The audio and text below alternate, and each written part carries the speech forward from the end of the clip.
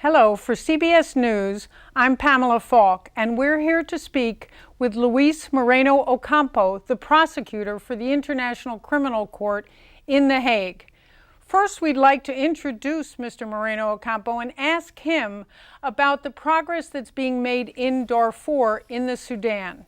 There are many people that are upset that there is, in fact, not enough progress, and there are others who feel this might impede the peace process. Can you tell us something about the Sudan and what is happening since there has been an arrest warrant for the president al-Bashir?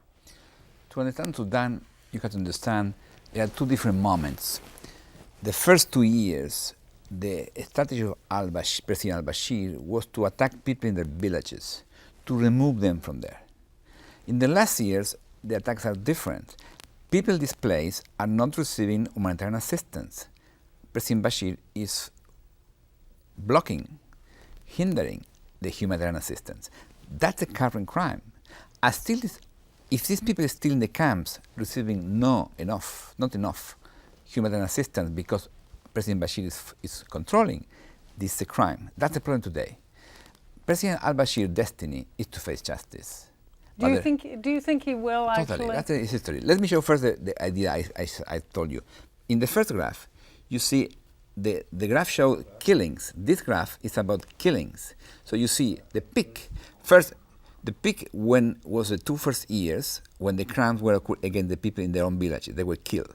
But after that, the killings are going down.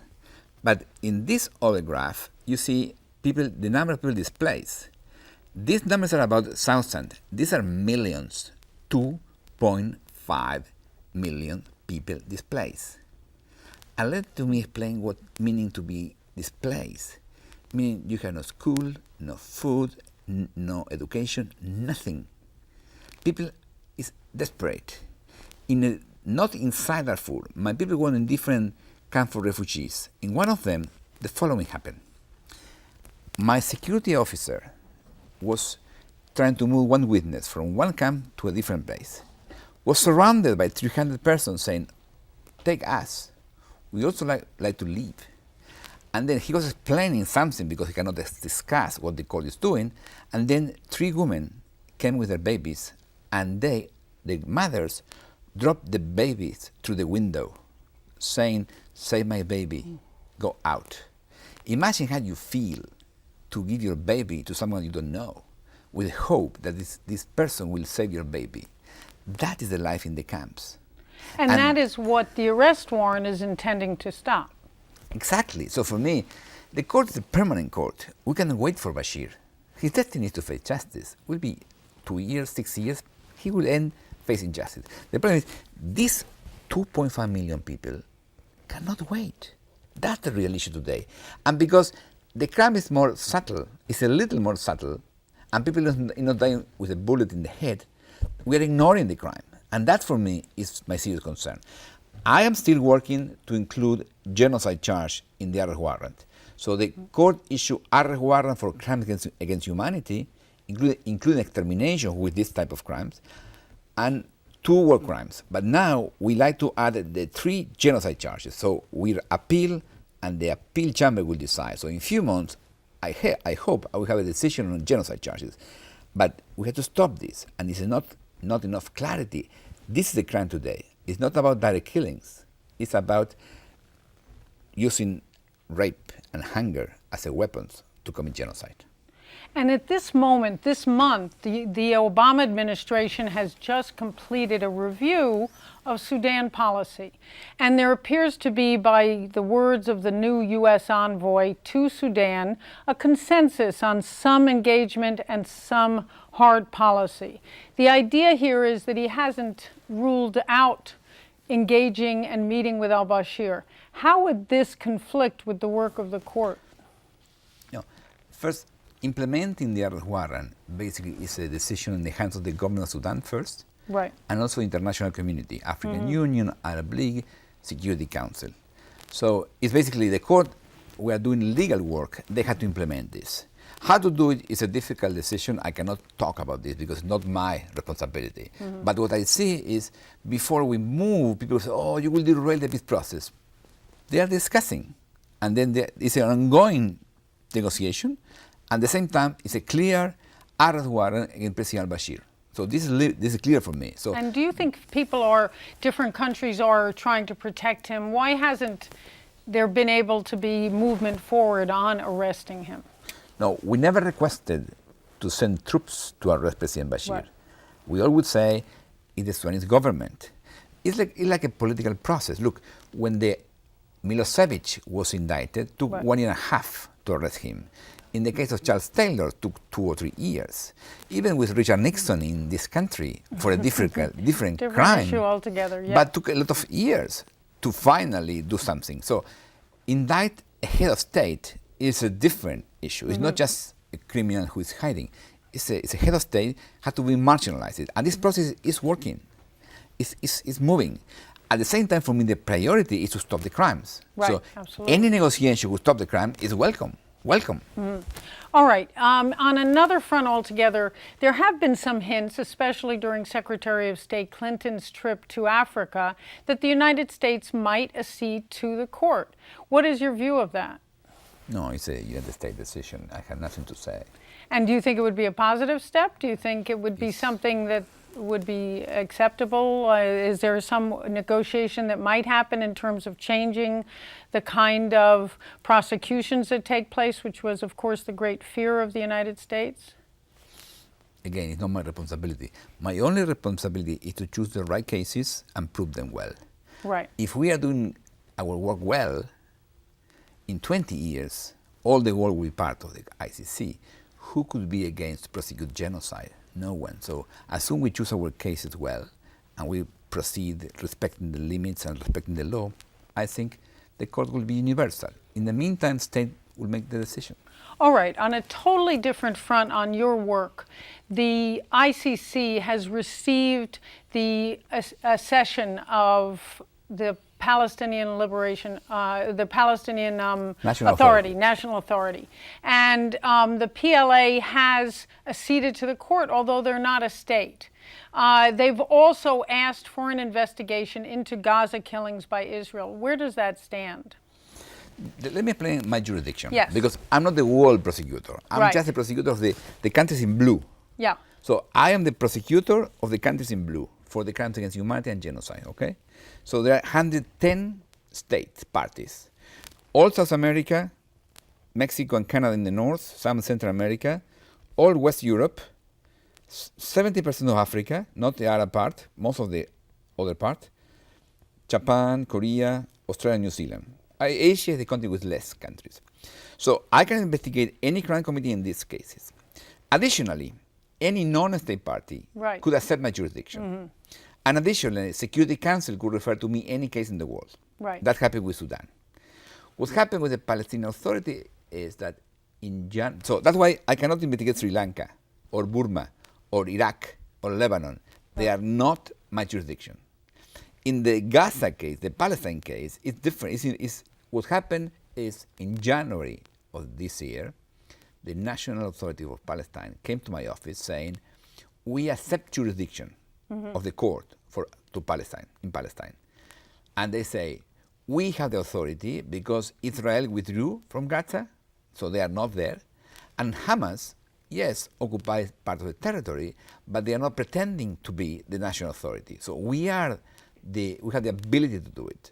Under the Rome Statute. Yes, the Rome Statute says the state can do it. So they say, we present to you a report showing that we don't need you deciding if we are a state or not. We have the ability to do this. So that's the legal discussion. So what they are debating, what they are presenting to me is asking me to open an investigation in Palestine. And that I had to collect information and to make a decision if I had to open or not to open an investigation in Gaza. Under the Rome Statute, any individual can actually request Yes. an investigation. Yes. And they can present before me cases. I had the duty to decide to open or not. All right. And the final piece is there was some letter that was presented on Kenya. Could you tell us about the Kenya case? Oh, Kenya is another interesting case in which just because Kenya is part of the court, Kenya is a member of the court, then when this violence after the election happened, everyone in Kenya was discussing, okay, there are more than 1,000 people killed. Right. So people were discussing, okay, this has to be done by the International Criminal Court or by Kenya itself. And it's a vibrant debate there. So my picture in the front page of the Kenyan newspapers each week, even we did nothing there. But Kenyan authorities came to my office a few months ago, and they told me they are committed to an impunity. They will try to do nationally, but if they fail, they are ready to refer the case to my court. And in the meantime, they commit to provide information to me. And they did it. They sent to me information about the investigations they were conducted and about how they protect witnesses.